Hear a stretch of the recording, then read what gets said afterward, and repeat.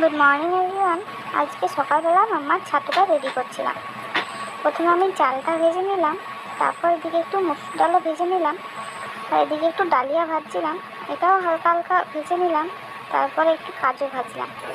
কাজুগুলো যতক্ষণ একটু কালো কালো হয় ততক্ষণ অবধি ভাজলাম। তারপরে আলমন্ড ভাজলাম। তারপর আমার এদিকে সব ছাতুটা রেডি হয়ে গেল। এবার মিক্সিতে পেস্ট করে নেব।